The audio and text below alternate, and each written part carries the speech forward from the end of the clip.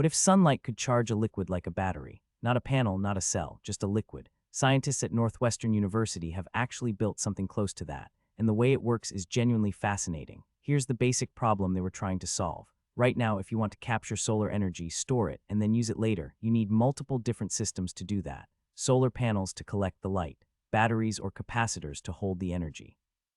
Then separate hardware to actually put that energy to work. It's a chain of components, and every link in that chain adds complexity, cost, and potential failure points. What this Northwestern team did was collapse all three of those functions into a single material. One liquid that captures sunlight, holds onto that energy, and then releases it when you need it. And it does all of that in water. No metals, no plastics, just a specially designed water-based material.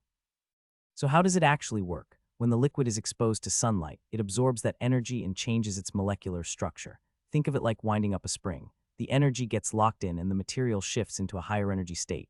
It's not generating heat right away. It's storing potential. That stored energy can then be triggered to release on demand, powering chemical reactions even when there's no light around at all, even in complete darkness. What makes that particularly useful is the timing. Solar panels only work when the sun is out, but energy demand doesn't care about that. We need power at night. We need it on cloudy days. We need it at moments the sun simply isn't cooperating. A material that charges in sunlight and releases energy hours later or even days later is solving a real, stubborn problem. The team compared the transformation to how a living organism responds and adapts.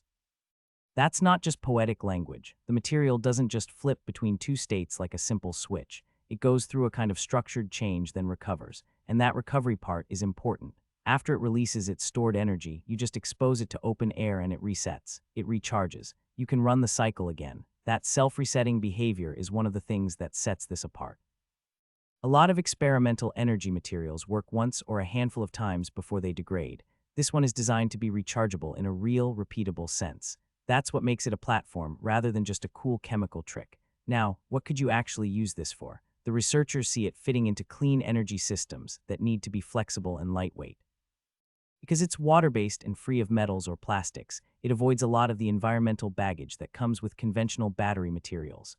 No lithium mining, no toxic disposal concerns, just a liquid that works with sunlight and air. It could be relevant for off-grid applications where you can't run power lines, remote sensors, wearable tech, even systems that power chemical processes in places where conventional infrastructure doesn't exist.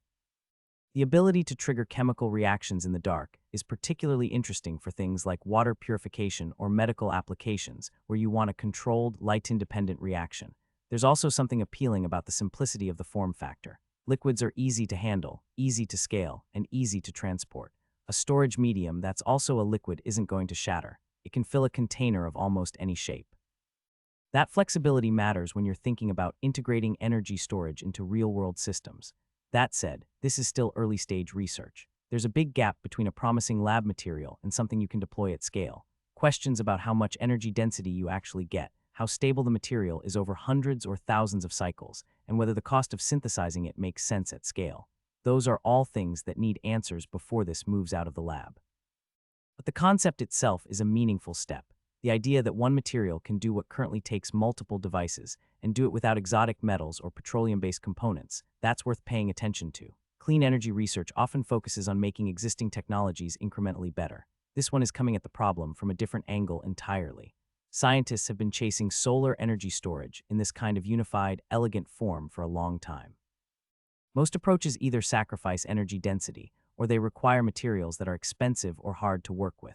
Getting all three functions, capture, store, release, into a single water-based liquid that resets itself in air is a genuinely novel combination. We'll keep watching how this develops. If the team can push the energy storage capacity up and demonstrate durability over real-world conditions, this could eventually feed into a whole new class of solar-powered materials. Not panels on a roof, more like smart, energy-holding fluids built into the systems that need them. That's the vision anyway, and it's a pretty compelling one. Thanks for watching KB Tech News. If you found this interesting, hit subscribe. We cover the technology stories that are